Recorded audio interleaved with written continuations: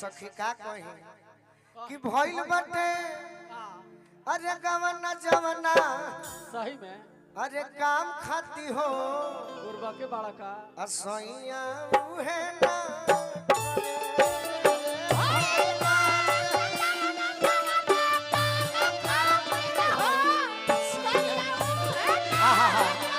अच्छा दीपचंदी होता नहीं